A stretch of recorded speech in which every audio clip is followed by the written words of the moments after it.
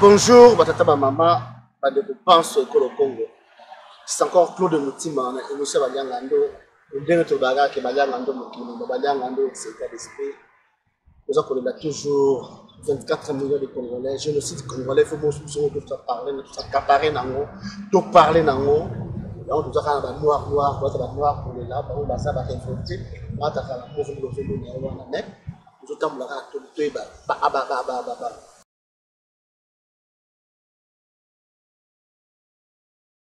ba vision na bango makambo na bango ba Congo baza ko le banini pour makambo ya République démocratique la génocide ya République démocratique du Congo makambo ezali ebé to so na révolter mais quand éco permettre de se côté parce que makambo za ebélé que nous avons pas c'est makambo ya Congo mais nous avons na kati ya Boston na mbaka bonjour révolté bonjour Baliangando pour le terrain c'est peu du mingi batondo mingi pour la ndenge soit na Boston on a tout sur la masolo ya mboka na biso Congo donc tokozwa tant bandeko tokende sur ba actualité makambo eleki ebele mboka wana mboka na biso makambo etelemaka te makambo eza toujours koya kende kotambola tokomi sikoyo na vitesse d'un côté toomona ba élection.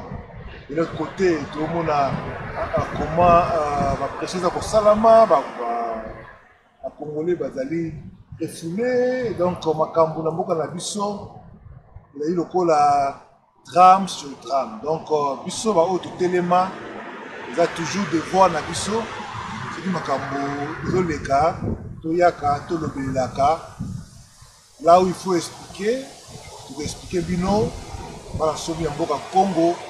Là où il faut que soit ma position, pour la position, le connu les alliés, là où il y a ça na temps oyo, to na temps oyo les alliés koya. Donc, on voit tant si quoi pour la tout sur la campagne surtout. Merci révolté les alliés et mais pour le moment d'abord.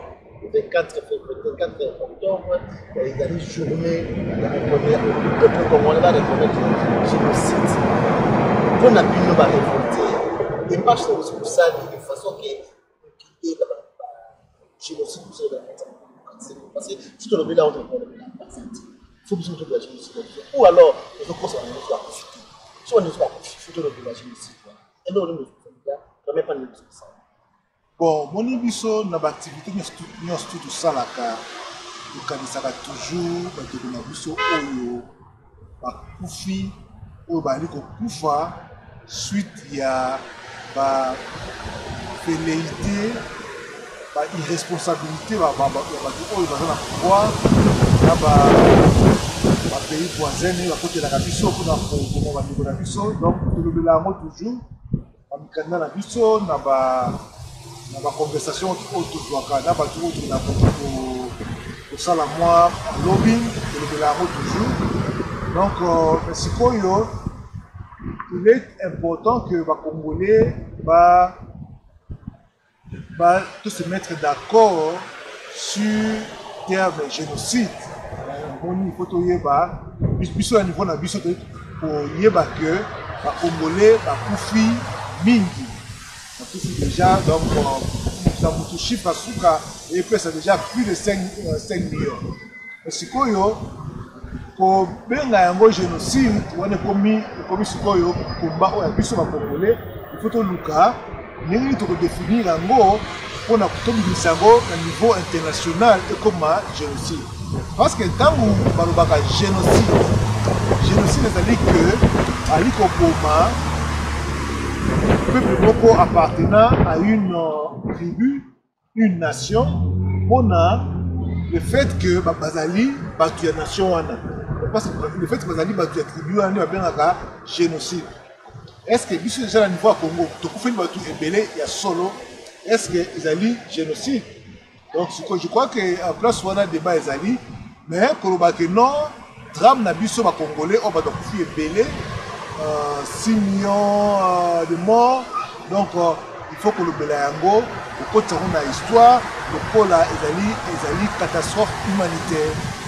Mais révolter le 5 millions, 6 millions, maintenant, on va dernier livre Hillary Clinton appelé 54 millions dans le baron de tout le monde. Tout le livre, on a tout le livre, Hillary Clinton a 24 millions de morts. Alors, il y a eu par exemple au Congo, beaucoup de gens études et parce que tout va bombarder la télé. Pourquoi beaucoup de gens ratent, pourquoi le quoi va tout tout ça, mon gars, ça biso, mon gars, allez, la biso, deuxième question dans les alliés. Génocide à Rwanda, tu es le nombre exact, mais Kagame a porté ma porte, on a un criminel, mais à faire reconnaître, à faire continuer ça, génocide. Pourquoi on a toujours à vous, nous comptons les études, nous comptons même, il y a bien que comment. Bon, le problème c'est que, il ne faut pas, tant que le Bélango, tout le Bélango dans le contexte Oyo, il y a des définitions dans le côté. Parce que moi, génocide des alliés, on a vu sauter. Mais exemple, nous avons rwandais. Les candidats dans rwandais. Pourquoi nous avons génocide, bandini à rwandais parce que on est appartenir à la tribu Moko. Pour Bobi Bango, on a raison. Il y a tribu na bango. Non, non, il faut génocide tous parce que Abomaki a tous là-bas, oyo bazaki ba utu modéré. Parce que il y a biso sikoyo, il faut to yeba ndenge ni tokolobela yango parce que ba na la limite tout est dans la question oyo to kotala ba débat ebele mais comme la limite ça la limite mango le côté ça génocide na biso pour tout le la bango pour na niso to lobela génocide to ba débat to lobika ba nyonso ba ku 24 millions to ndi mango 1.1 to kende to ba débat tout ça ma kiki soit to ndi mango pour 24 millions pour ba ku to lobela génocide wana to ba ta ba ba sinya ndo an boye pour to la bande na biso pourquoi faut-il que on débat. Non, parce que voilà, ils ont reconnu, non? Ils ont reconnu, parce que tant que je suis les alaka, pour lui, il faut la reconnu, voilà, à Congolais, ils ont victime de génocide. C'est quoi, il faut ngaï en tant que moutou. Moi, ngaï, la ngaï, on a bien la rationalité. Mais oui, parce qu'il faut présenter Yango, il faut qu'on l'amba Yango, parce que mon ligne va contacter à Congo, et la ligne va couper na Bitumba, va couper na Nzala, va couper na Kokima, va couper surtout wana, mais va couper na carte ya 6 millions. Voilà, 24 millions. Il a dit que tu as proposé à la preuve de ONG. Ils ont un livre. Ngai na moni nini ya Hillary Clinton. Hillary te na koluka dans la information pas na yo na luka moyen par tous les moyens na tanga nini wana na ba pe source Hillary Clinton parce que oyo ngai na tanga ki source suka on a moni ndenge ezali komama kolobela ba faut tali ba document mingi aloba dans les 5-6 millions. Mais si koyo les abats tout se peut aller quoi que non voilà pour expliquer à nous comment va arriver qu'on compter à mort voilà parce que biso te ba problème tout ça voilà non voilà biso te les alliés une organisation internationale mutu a fait ça chiffre wana pour la première fois les alliés na ba 5 millions donc on a ba 4-5 millions donc si on est à partir de wana il y a débat et ça la banque tout ça tout ce qu'il faut expliquer pourquoi problème yango génocide. Moi je crois que Ngaï personnellement je ne travaille pas dans ce domaine là pour en faire sango définition de génocide mais là il dit que la Congolais va pouvoir épeler les lots va pouvoir directement dans Masasi va pouvoir directement dans Katama machette, bambeli, banini, on va faire un kima, donc on va faire un nzalape, on va côté suite il y a oluka, bakimi baboka na bango, on va passer au fanda, on va continuer dans bazamba, on va kimi donc va tout couper effectivement et belé, donc il faut que on va couper na est, on va couper na centre, donc on va couper na Kasai, on va couper na est, donc tout ça il faut compter. Mort on a surtout que ma période mini parce qu'il y a des choses moi ce qu'il y a des choses que j'allais que donc pas pouvoir depuis, depuis 1998. Le chiffre de M. Maki, il a dit 98, je crois, à 2003 ou 2006, comme ça, il y a un contact qui a million de bosso. Mais les Congolais continuent à mourir. C'est quoi, yo? Mon place, moi, Kokoso Nanga, ils allaient pendant que l'on compèse pour Kobenga, un autre pizza, il y a un génocide.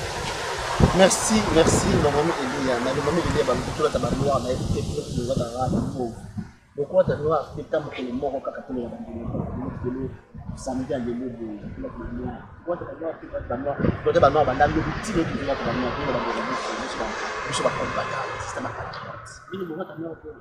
Mais pourquoi pas? Ceux qui allaient coordonner, tous les mouvements activistes congolais, les Dimi, tout le temps noir, je crois que ceux qui ont dit dedans, pour la tango, pour couper sa moins visibilité, il y a l'action à boucher. Je crois que les alliés, et donc pourquoi il faut encourager Ango, ndeko oyo babimisi initiative wana, to luka jour moko. Période moko tu as noir pour quand tu vas surtout dans les victimes il y a drame moi là on va kufa au bien génocide donc les alliés ils démontrent il y a malamu. Merci le moment Elia on est dans le Congo on tout parler d'abord on tout parler de diaspora parce que Congo parce que le Congo il change en côté ils ont besoin d'un point naïf de on servir d'intérêt personnel. Mais tout le monde a Europe, précisément à Paris, France, Belgique, Londres, combat, ils ont des la marche à Kafouka-Fozongi, la Kafouka-Fozongi, ma Ramboutoutou, ma Zongi, président de coordination, la ministre président de la communauté, président il y a Gaspard, moi je suis Kazaboubou, à la première réunion, à la à Londres. Même chose aux États-Unis, tout le monde a élu tout la président de la communauté, apparemment, l'initiative est Europe. Mais c'est pour affecter nous surtout autour de la consommation de la non, et là, pour vous Europe pour la télé, je crois que peut-être que vous avez pour ça la confusion. Et là, pour vous Europe pour la télé, Europe pour la Congolais bazali émiettés, ils sont en groupuscule. Depuis déjà tout mouvement où il y a il y a Congolais à diaspora et Rata pour s'organiser et donc vous avez des groupes, des groupes Mickey. Coordination des alliés parce que au monde quand vous avez la RCK au Botamaka la période où on a but nango ils allaient effectivement pour la coordination de résistants, combattants, surtout activistes surtout mais ce qui est arrivé le Simbate comment on a le combo il y a CNDP donc et là, marche c'est depuis toujours, la marche, ils ont toujours dit que non, la marche, et puis après, bon, papa Langani, mais vraiment coordination, il y a voilà, tout ça, il y a nani ako kambango pendant maman Justine Kasavubu ezali initiative ya yemoko asali na bandeko na ye donc les États-Unis justement benga azonda biso et aux États-Unis donc biso a aux États-Unis toli ko reconnaître yango te o ali ko reconnaître yango ezali yemoko parce que quand là on a mona place te babengi batu bafanda basala au gouvernement ya diaspora. Le gouvernement diaspora, est-ce que tout ça la poste du gouvernement diaspora, il faut d'abord voilà, les alliés qui discuter, voter, tout ça, surtout tout Congolais, tout le monde a internet, que nous voilà, les Congolais vont voter Justice Kassavou pour la présidente de la diaspora congolaise. Les alliés. Non, moi je crois qu'il faut qu'on dise que non. Et donc, Justine Kassavou Bouana est une organisation. Une organisation a créé une organisation qui a appelé un combo diaspora congolais. Nous avons ça, appelé un combo. En États-Unis, on a créé une communauté congolaise des États-Unis. Et c'est d'abord une organisation qui a créé un combo communauté congolaise des États-Unis. Sikoyo, il faut Ekomasiko, pour na Ekomasikoyo, parce que Ekomasikoyo, vraiment une communauté. On est comme un campus. On est dans solo mususu pour mon biso. Tout ça là qui na tout ça là mususu c'est un peu différent mais et ça sous fonctionnalité opérationnalité à cause qu'il y a la division, il y a niveau, il y a la conviction à bateau. Avant la communauté congolaise, il y a un groupe Oyo, Union des Congolais pour les changements. Il y a un groupe d'action. Surtout pour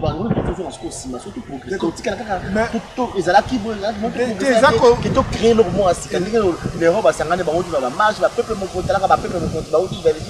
la marche à RCK. C'est qui est difficile. Tout le monde va s'aider pour que qui peut tout le monde a échoué, tout le monde non, quand Sangana marche, c'est la malango. Ceux qui par exemple, la communauté congolaise des États-Unis, ben si marche, les Congolais au Bazali pour objet à marche wana, les gens qui n'ont pas d'aller bien, bakoya.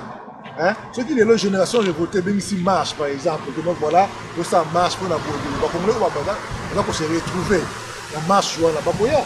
Donc, quand on marche, pour les agalons, on surtout, on se retrouver. Mais là, je suppose que personnellement, pour reprocher les organisation. Parce que presque échouer là, ils allaient organisation.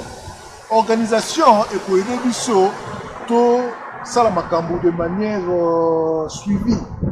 Tu dis que non, voilà, tout ça là qui boye, et simbité, tout ça là boye, simbité, tout ça là boye. Tu n'y a pas mis mingi na makambuana. Ngai, de qu'on a eu le monde ngai awa boye. Na bundi na makambu ba kota ba tu ensemble aux États-Unis kaka. Tout ça là qui n'a qui secrétaire, il y a union, tu as dit na badila, union des Congolais pour les changements. Il y a qui groupe d'action. Merci. Il y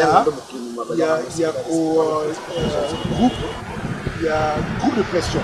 Voilà les termes, groupe de pression. Tu as dit que la communauté, tu as dit que ensemble tout ça. Mais ce qu'on a dit que tu as parlé au groupe Songolo, mais débat dans le cadre de Bokabwana. Ce qu'on a dit que tu as dit poids de ma communauté surtout.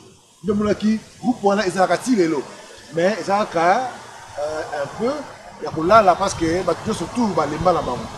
Donc, comme ça, c'est niveau à la ngaïd, personnellement, il a encouragé. Donc, on a surtout ceux qui sont salami na ordre. Ceux qui sont salami na là pour impliquer surtout tout ça, l'initiative boyer, ma groupe nous avons allé. Dans le cas il y a diaspora congolaise, il y a une salami. Bon, peut ça combo diaspora congolaise. Vous consultez les États-Unis, vous consultez vous savez qu'il y a voter tout le monde pour comme président de la diaspora congolaise, vous devez imposer tout. Vous avez quelque part, vous avez mal monté. Vous avez mal monté. Il fallait d'abord que le niveau est Europe, c'est ma groupe mieux surtout. Avant même que nous avons voté, c'est ma groupe mieux surtout. Et donc voilà, tu fandi. Tu dis que donc voilà, et la nécessité, il y a que ça là. Organisation surtout pour se retrouver. Peu importe la tendance na bino, comme on a une communauté congolaise. Si vous avez un sala parce que voilà, tu peux voter. Si vous avez un leader, coordonnateur de la communauté, on a pendant combien de temps? Vous savez en gros, si vous n'avez pas voté, maman Kassavou. Tant mieux. Tu peux de la Ramboka. Malgré passer dans les salama, mais avant Moutouro, a toujours la combat. Ils ont m'appelé.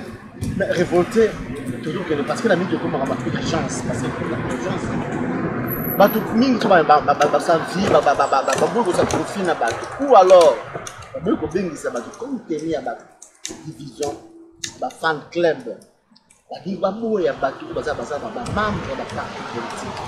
Bato baza ba fan club de Kibingo, ba fan club politique. C'est quel idée ba c'est que liste, vous avez fan club il dépasse.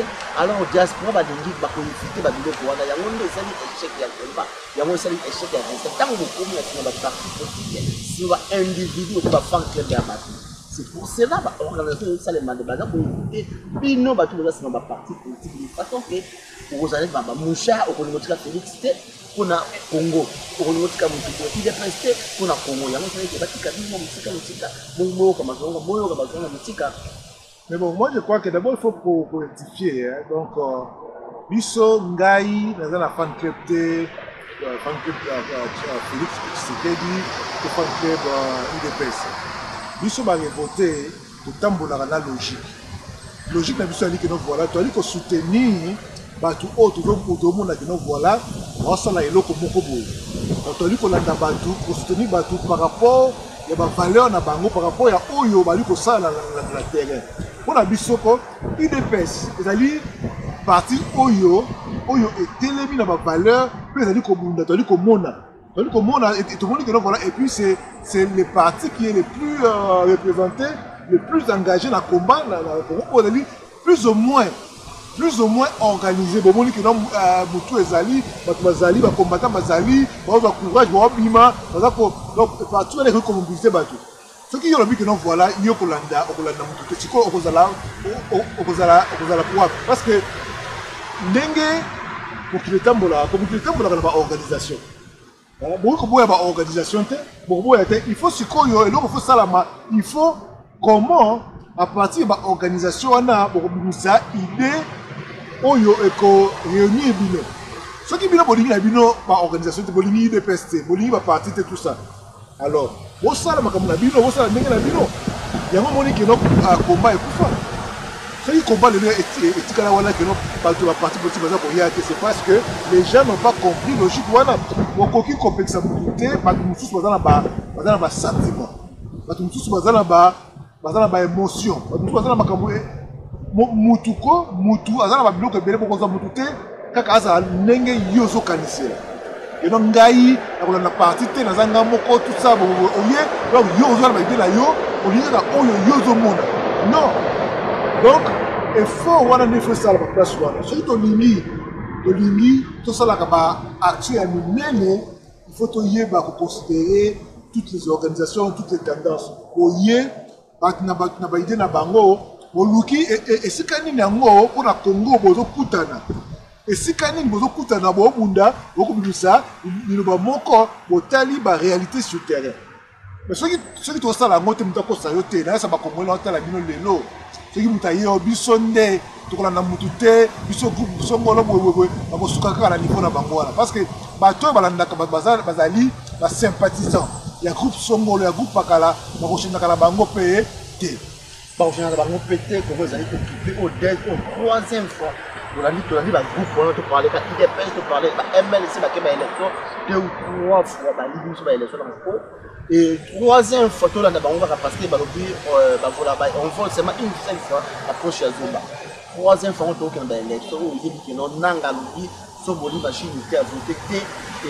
bobima na bino na ngai et bino bozwanaka bato wana ozokendaka élection est-ce que bato baboyi bango baza na raison boba na force non baza na raison na bango bato baboyi bango baza na raison na bango bato mpe bandimi baza mpe na raison na bango parce que ngai par exemple biso na niveau ya génération révolté soki tondima baélection c'est parce que UDPS nde moto eza kozali locomotive parce que biso topesaka confiance biso toza parti d'abord toali organisation toa moke ozomona toza na capacité te oyo UDPS aza nango toyi koya te keno voilà à tout moment kaka kena mpona loyenge toloba keno voilà toloba to non UDPS azali na capacité ya kobouger Congo ya kobouger population Félix azali na capacité ya koloba mpe peuple elandi ye Bemba malgré ndenge azali wana aza na capacité ya koloba mpe mwa peuple elandi ye Fayulu aza mwa capacité ya koloba mwa peuple elandi ye donc bato wana il faut sikoyo biso na niveau ya génération révoltée tolandaka oyo tomoni kena oyo jusque là aza kosala makasi mais pourquoi baza koloba te parce que ndanga alobi ke élection tozala te élection na machine à voter pour vouloir ou pas Chadali akozala élu vouloir ou pas donc bozala likambo ya kolongola baza likambo ya kolongola te ya kokapesa te mais bino sikoyo bato motangi pourquoi babisa mpe peteke topeka bango tobingana politique na si tomonaki église catholique batiaki mutu mais bango bapoliticien baye bakafreni église catholique donc église catholique azalaki soutenu bapoliticien nyonso bazalaki na soutenu catholique soki église catholique akontinaki na action na ye wana wana boya yango aza te oke politique azalaki atelemela makambo oyo église catholique azoloba mpona komwana ko ndenge ya moko bato bakopelaka te mutu nyonso tu organisation nyonso tu eza na droit na yango ya komundela Congo ya kotelemisa peuple ya kolobaka voilà biso boyi likamboye tolingi tokenda nzela songolo mais sikoyo soki lelo par exemple UDPS azali kolobaka voilà machine ou pas machine oyo biso mpe barévolution tozali kopartage il faut que eleki na suka ezali ke non autour ya baélection wana stratégie ezali parce que il y a deux grandes options. Pour la élection, nanga face à l'élection, Chadari à l'équipe. Pour la élection, nanga a organisé Chadari à l'équipe. Mais si quoi yoka si quoi, ce qui va qualité et puis si nanga tâche facile. Ok, des cas que non voilà peut-être que Chadari y est beaucoup, comment mutu beaucoup boé à kenaye.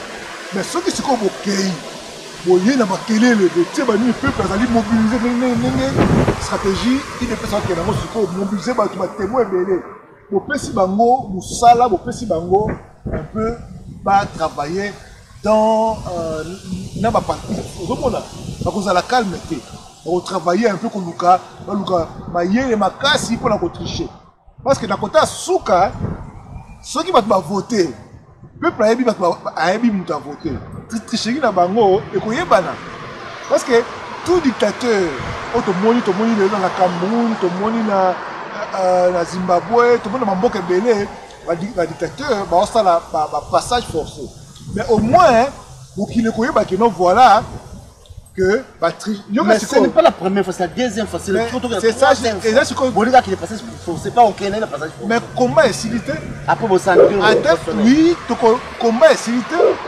combat est-ce que combat aussi attaque Chadar à l'équipe c'est qu'il est là que non Chadar a forcé l'équipe combat est silité parce que bamba bazo kufana siko bongo siko te na lobi bongo te la bi que non voilà wala zali makamba génocide ya définition makamba fuso ozomona sikoyo toali na incapacité ya kobengana Kabila na pouvoir peuple azokoka te bakotela biso te peuple akufi deja tomeki déjà batu les gens sont en fait ont essayé les Congolais ont essayé tomeka toujours mais sikoyo derrière l'élection oyo ezali maman la stratégie c'est-à-dire quoi tokomeka tant toke élection tango élection eyibami et que Félix a Boyango et a pas que nous allons voir l'élection pour passer quand même peuple raison Félix y est mon copain assez couvrir dans moi raison mon copain que nous voilà à passer mon d'autre pour na moi bani nuana donc tant que bazo boya c'est pourquoi ça peut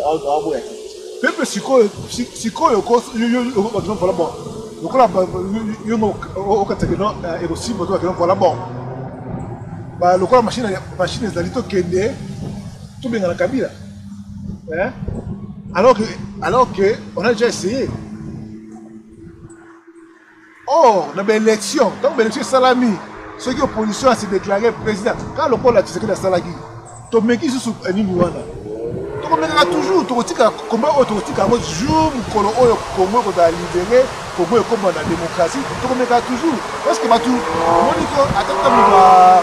un résistant ba yena combat ba kuti biso ba combattant kala UDPS tout ça ba résistant ba kala te bazala kate ba kuti déjà ba tu ya na combat ba kuti combat UDPS ba résistant bazala kite Rwanda na ba yena moi dina bango ba sala ba mouvement ba kuta biso même bango siko ba patanisa ki ba bazala facile bazo lo personne mais siko bazawa.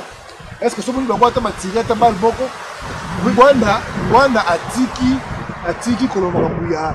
Mais pas Monique, non, et Simbaté, pas Monique, non. Parce que dans la vie, il y a Barikouana, peut-être que tu vas éviter. Que non, tu vas éviter que non. Rwanda a une raison naïe. À Barikouana, a une raison naïe, Oyo, Baliko, Kotala Makamou, à niveau Congo, presque tout, abandonné Bango. Parce que bango tout ba trahir hein Rwanda zawana ko réseau na yé na niveau peut-être que ko ba information ko ça niveau ils est presque pas ba toujours surtout ba kota na carte de ba kota on va dire na ba armée wana ba militaire ya phase ya kala ko na bango militaire no ba tika na bango ba idée wana OK non voilà tout le côté ça la melo ko boye ba tika ya ngo monaka Rwanda avec sur na réseau té oyo avec ko utiliser pour attenter un coup. Ils pensaient que non, après utiliser les réseaux, on a des militaires au Brazzaville, ça va le mais c'est quoi, Ming va trahir ça, c'est là que tu vas affronter mon couple. Maintenant, on va monter même Moutou, il y a courage, il y a courageux, puis là, on s'en va comme moi, on monte dans la tête. Est-ce que l'ennemi a IDP, ça n'est pas un homme de capé? Non, moi, je suis un commissaire ennemi à IDP.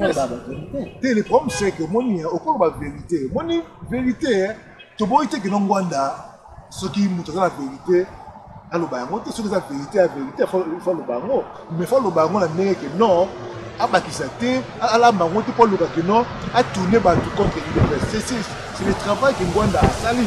À ça, il y a moi, c'est quoi, retourner pas d'ailleurs. Les autres, c'est quoi, apparaît quoi.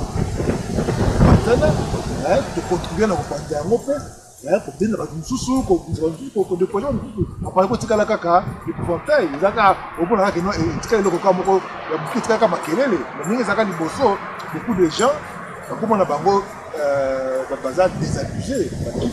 Il y a une histoire dans bango. Donc, même moi, cadre que bango mingi, Rwanda, son problème, c'est qu'il a utilisé ma stratégie à ma bête. Ma stratégie, ma mensonge, ma montage, c'est un tribalisme. C'est-à-dire que non, on ne refuse pas. Tout le monde voilà bon. Le tribalisme, il a un niveau belé. Mais Rwanda a hier, à Bilissi, Yango, au point que non, tu as parlé comme un niveau que non, voilà. Beaucoup de gens ont Balouba. Oh, Balouba. Ceux qui me disent que c'est pourquoi on Balouba. Ceux qui ont une épaisse, pourquoi on Balouba. Non, mais Balouba, il faut. Tu ne peux pas que le Balouba parce que moi, il y a un gars qui a dit non, on voilà, tout ça pour soutenir Félix, peut-être, on s'en mais quand on Balouba, on se Balouba au bazar dans la gambe de perdre. Au Balouba dans la gambe, il y a pas écho. Pourquoi? Parce que non, Congolais surtout, il y a toutes les tribus, ça se retrouve partout. Bino est comme un gars qui a Balouba. Voilà comme nous avons ce que le col a une tribu à part, on va pousser bango et puis on va passer même ma casse, comme on dit que ah, comme on est sous le donc il faut tous à la souder. Ce n'est pas donc il faut tous à la souder derrière IDPS. Non, derrière bango moko. Quand la IDPS parce que IDPS qu'on a ngaï personnellement. IDPS ça comme mérité soutien, il y a tribunaux surtout, Balouba premier. Parce que moi, je suis IDPS, depuis Kala, depuis IDPS, on est Botama. Nous, on a depuis IDPS, depuis que c'est la bande on nous a toujours fait croire que l'IDPS est une histoire de Balouba. On nous a toujours fait croire ça. Quand c'est que ça marche, na pont à Kassavubu, on nous a dit que voilà, Balouba, Balingi, bien en bout de pouvoir. C'est comme ça que IDPS est connu comme la ligne Wana. Ce qui est vrai, c'est que Balouba, beaucoup de Balouba, qui engagé, comment IDPS doit avoir un autre Naï, Nazaraki membre IDPS dans les années 92, tout ça. Au moins, si les Nazaraki Wana n'a pas cellule, nous surtout au monde non. Et puis, si Balouba, Moutou Aboyaka, Congolais et attribué Moussou, la carte IDPS exacte. Mais, tout ça, l'esprit mon côté. Les Congolais ont un esprit, il y a combat et esprit aux alliés, il y a citoyenneté, il y a esprit, il y a engagement, conscience nationale. Peut-être qu'il va attribuer par rapport à Ninga Bango, à un esprit au sein de moi d'ailleurs, je pense que ce que tu as passé dans le Kenya, c'est au bout de la cause moko, même si Nazali na Sambalouba, quand Nazali na moko. Ce que pour la cause juste aux Anabam.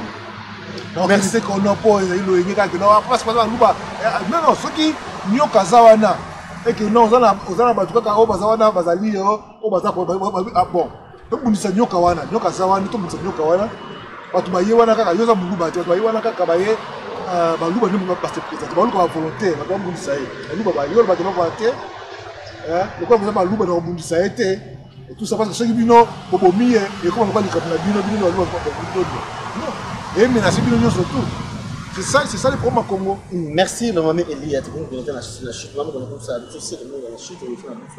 monde a la publication, la publication, la fan club. Félix Tshisekedi va condamner acte, on condamner acte à Félix Tshisekedi. Il y en a Museveni photo, on a condamné pour une grand diplomate, la solution pour la République démocratique du Congo. Deuxième question, tout le monde fait une publication, il y a pas comme ici, M. Makila, parce que il y a pas appareil,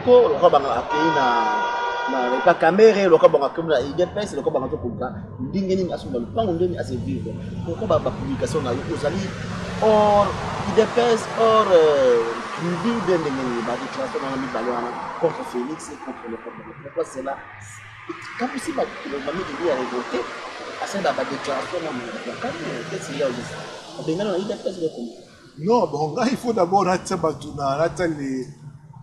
c'est la mise au point parce que dans le bango toujours, Ngai d'abord personnellement, Nazali membre actif de l'IDPST. Nali un Congolais conscient, consciencieux, Oyo, qui se retrouve dans le combat de l'IDPS. Dans ma valeur, dans ma communion surtout, qui se retrouve là-bas. Donc voilà, et il faut, c'est l'IDPS qui en fait le combat. Qui en fait dans lequel la plupart des Congolais se retrouvent. La génération révoltée, le quoi la biso combat la biso, la génération révoltée d'abord pour promouvoir, pour défendre liberté, moralité, rationalité. On pense tout ça là en tant que parti politique, toi liba citoyen, tout ça là nous sommes une fraternité citoyenne. Notre soutien, nos efforts, on donne ça à l'IDPS, Oyo, comment juste. l'IDPS, jusque-là, fallu également, à l'unité Oyo, nous sommes voter pour un parcours jusque-là. Mais, Nazali Moutouya, Nali, membre actif de l'IDPST, dans une position pour l'IDPST, mais j'ai fait le combat avec l'IDPS dans le sens il y a démocratie dans l'état de droit.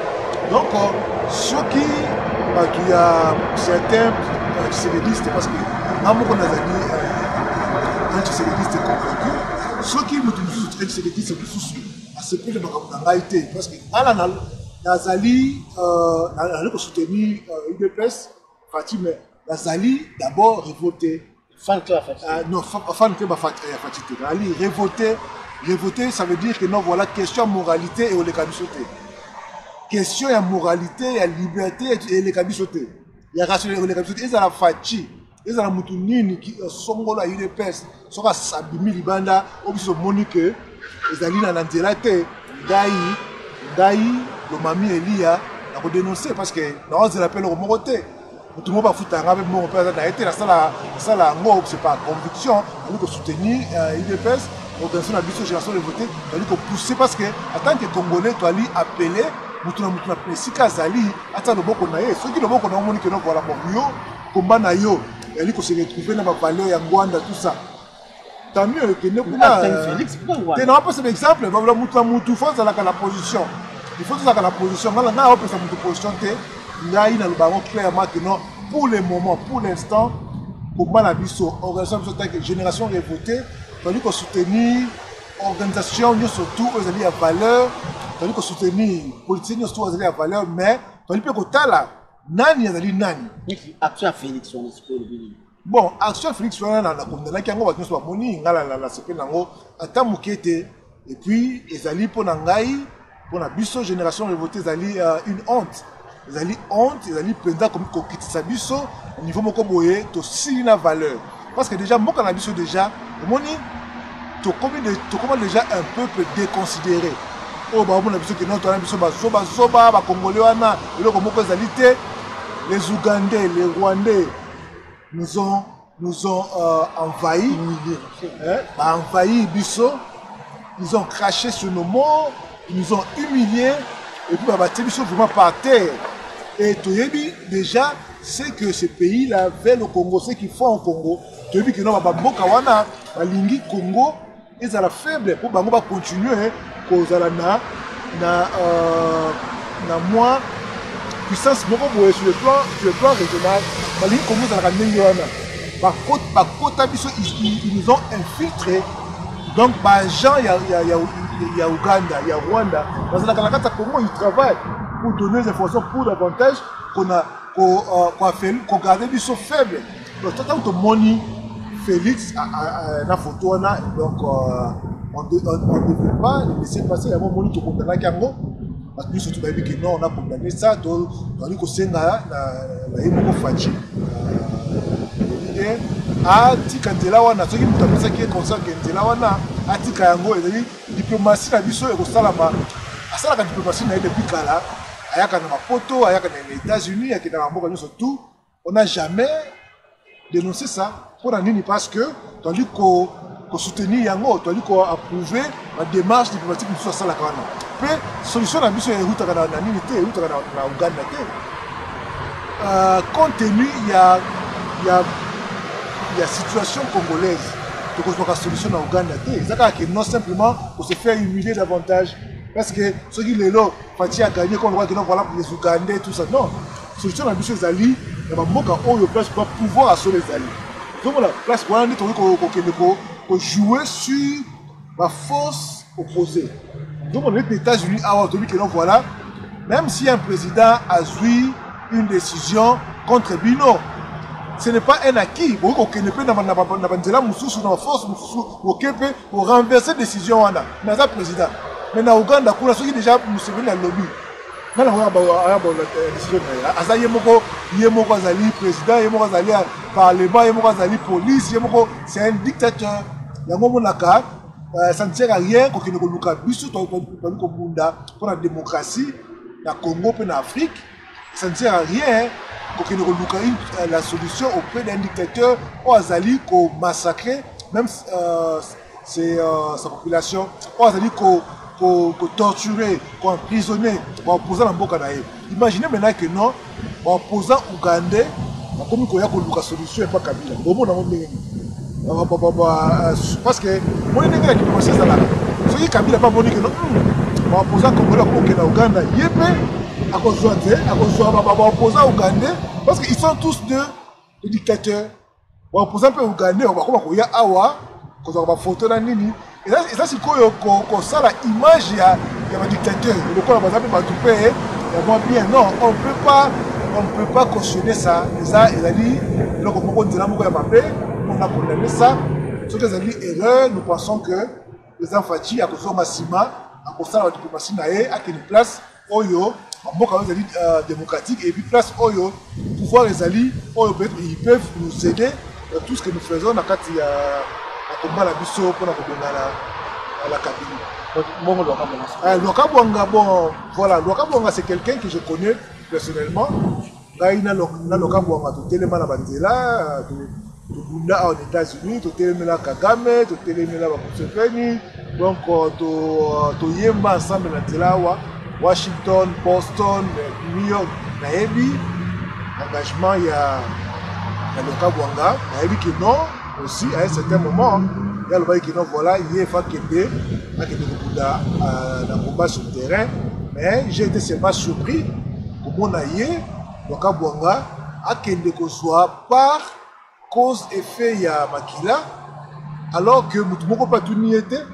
Tu peux pas à l'objet que non, le cas où on a pas nini, à nous cas yemo cas boyer, ok nous rota, ma boyer et puis le comment on va qui on a que peut-être c'est n'a pas c'est que nous faisons de la politique nani makila zana à liberté na yé à une de la non, le cas où tout ça la politique na Congo té, tout ça la combat politique, il faut tout y avoir nuance wana, na Congo même les gens qui sont sur place. Tout ça la combat politique, tout ça la politique. Yo kende loba la vérité kuna ceux qui politique yo, ça politique. Ceux qui osent que la biso a BMT. Hein? Ceux qui osent que la biso a BMT, ceux qui sont politique, ne ba vérité tout surtout. Il y a politique parce que la vérité la bino la Kinshasa wana, il y a vérité sur mesure. On a keba parce que le lobby ici au Kangayo ba ko beta yo ba ko sala boy. Wana yo be en politique. Il y a politique, tout ça la combat politique, tout l'inga, tout renverser un régime médiocre, tout renverser immoraux, tout renverser politiciens corrompus et tout renverser dictature, tout ça un régime d'excellence, un régime démocratique, un régime de droits de l'homme pour Congo, Congolais surtout comme la liberté naïe, à juste liberté naïe, alors le nous soit lingi pour la mboka naïe, dans le sens de la loi. Donc, ezalaki sorti beaucoup pour naïo, sorti beaucoup vraiment regrettable. Il fallait que ça aille en côté, muta tout na kiyote. Ce qui veut dire, par exemple, que nous voilà aux émissions, nous voilà dans muta tout niyo que nous comme basali nous on peut sa vie non parce que tout niyo.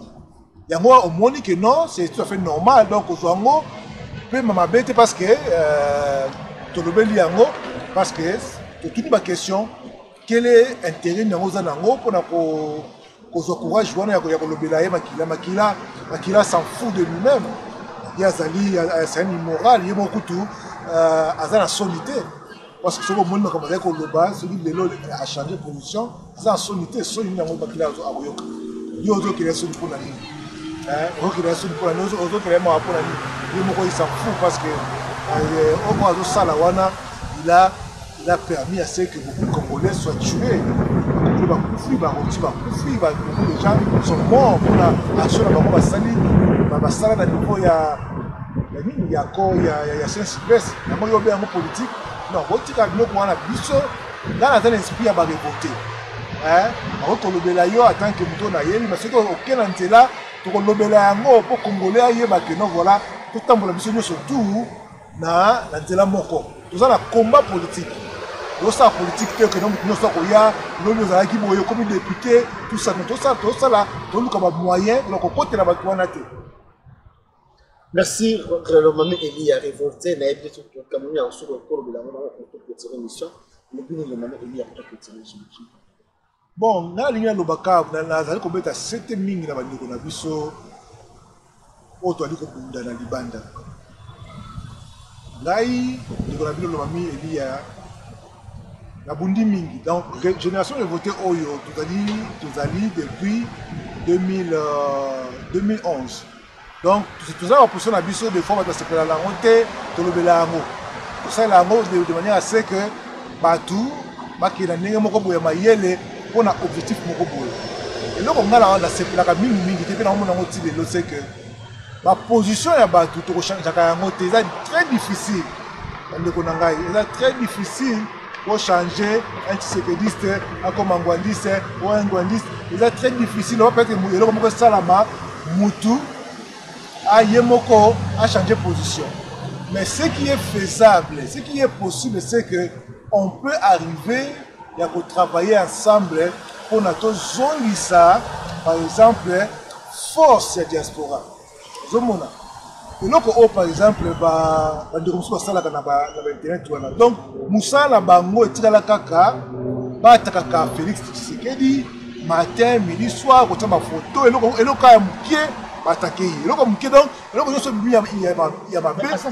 non, le problème c'est que non, ils ont attaqué Félix, qui va attraper Martin Fernand, va attraper Jean-Pierre. Non, pourquoi Félix va s'assurer? Tout le monde tout le monde Jean-Pierre va attaquer Ningo à la tête. Comment beaucoup attaquer? Non, oui, ça c'est bien. Pour attaquer Moutou, ils allaient, ce que c'est le comment pour attaquer, pour critiquer. Mais comme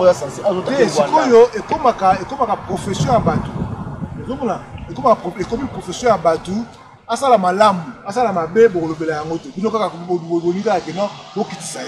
Ngai na kosa ate que la fin de la que Rwanda, na Lukana non.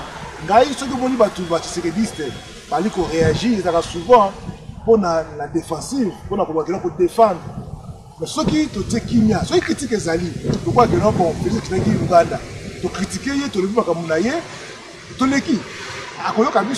Mais il faut que nous plutôt l'occasion où il y a une place au Koutana, pour tout ça la action où il y a efficace. Nous sommes mieux surtout. Nous sommes dans la position, mais place au Koutana, on a bien la convergence dans l'action. Place au Koutana, le nombre de bossés, une manifestation, pour la qui a il y a francophonie. Ceux qui vont congolais, tout ça qui unis. Pour tout le monde, Ndenge Kagame, Nyangala Katawana, à sa diplomatie, petit, avec Olia Bissopion, à Teli Bisso Moutunaye, la carte de francophonie, tout le monde dit, donc vous avez tellement qu'à s'agiter. Mais pourtant, ceux qui sont qui maman na nini, ils sont des victimes, il y a pas crime quand même. Ils sont des régime wala bien. Mais si quoi yo, moyen au moins que l'on va partir sécuriste, va tout ça comme ça des athées. Et on va marcher avec comme qui. Mais ceux qui sont qui l'on voilà, comment on tribalisme, tout ça. Mais pourquoi opposer à Félix parce que la sens on a été bloqué, il y a un problème sur la caméra. Baba reflet bat nangola baba tout ce que va tout mais moi baba on tout va quitter félicitations baba quitter négativité non parce que baba féliciter féliciter moi c'est la là nous mais parce que tu as posé la question de tout les alliés là yo moni facha féliciter pas tout les alliés moni nani moni fayula féliciter donc pourquoi tout bato oyo bazali ba flatteur donc nous devons féliciter Wanazate parce que mais au moins focus concentration il y a action il y a des opposants les alliés pour combattre le régime donc ils ne peuvent pas être partout au même moment n'a pas terrain surtout mais du tout pour la Licabouana on peut faire maman la marche la France voilà avant même pas passer la vote donc on a que peut-être impact et autre là impact et cause là mais c'est quoi yo mais bien on passe impact tu parles quand même dans ko la c'est l'importance mais si on passe impact bien on va se battre c'est le bien parce que on va se la moto non lui ça me fait faire le boss la moto on va se la côté bata Moïse ka tu va boss non va faire une la moto ça la c'est ça le problème va pour la guide et ça la makambo mususu ko oyo place divergence convergence c'est comme ça convergence quand mais c'est nimi na biso c'est nimi na biso ça nimi na biso ba diaspora mais ba congolais ba kuna botala ko na ça ba diaspora kuna Rwanda c'est pour ça qu'il fallait na Uganda parce que la base si quoi il y a un le bâtiment que nini voilà c'est ça qu'il faut mettre maintenant dans les au moins la majorité à Batou bah oui que non Kagame c'est notre ennemi hein voilà Kagame c'est notre ennemi Museveni c'est notre ennemi si on peut la majorité voilà bon voilà bon pas comme ça le bana dans un sens dans la raison mais il faut toujours travailler place pour écouter la convergence pour la choix action aux amis du même pour mais convergence battation mingi bazo c'est la convergence amis Congo mais bino sukolo quoi boza batangwanda bata Félix bata Fayulu beaucoup petit Congo alors convergence la plupart ba Congo ba les tout en Congo Congo c'est convergence dans tout ça la liberté que ça ça le ça la réaction ça que pas toucher parti politique à mon pays on est libre c'est pas bien dans le côté libre mais voilà peu aussi maraté donc il faut aussi maraté parce que l'organisation il fait ça toujours organisation comme la toujours na ba philosophie nango ba vision nango na ba leadership c'est difficile voilà pour créer monde à part et ça na mokili moko te eloko pour ça mandenge wana et que non mboka moko ba organisation zalité tout ça non et simba na ngoto wana eza nango illusion. Ok, merci à toi, tata maman, merci tout le monde qui a eu le temps de suivre cette émission Baliangando, pour partager l'émission Baliangando. Baliangando, c'est l'état d'esprit. Vraiment, nous sommes là et abonnez-vous dans notre site Baliangando, abonnez-vous dans notre site Congo Flash, chez Denzel Kinshasa, John Image TV pour partager l'émission Baliangando. Merci, merci vraiment pour votre présence dans l'émission Baliangando. Merci beaucoup, peuple congolais, tout ce pays.